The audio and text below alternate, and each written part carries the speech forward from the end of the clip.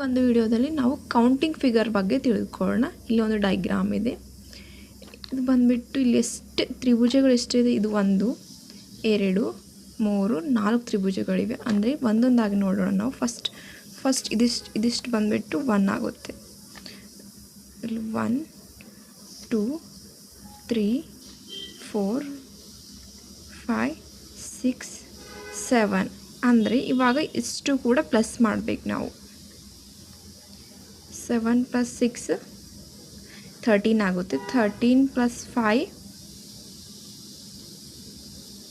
19 19 + 4 23 23 + 3 26 27 28 29 ಆಗುತ್ತೆ ಇದು. ನೆಕ್ಸ್ಟ್ ಬಂದುಬಿಟ್ಟು 1 2 3 4 5 ಅಂದರೆ ಇದು ಪ್ಲಸ್ ಮಾಡಿದಾಗ 5 + 4 9 + 3 ಅಂದರೆ 12 14 15 ಆಗುತ್ತೆ ಇದು ಬಂದುಬಿಟ್ಟು. ನೆಕ್ಸ್ಟು 1 2 3 ಅಂದರೆ 5 6 ಆಗುತ್ತೆ. 1 ಇದು 1 ಅಂದರೆ ಇದು ಕೂಡ ಇವಾಗ ಟೋಟಲ್ ಮಾಡಬೇಕು ನಾವು. ಇವಾಗ 9 1 30 45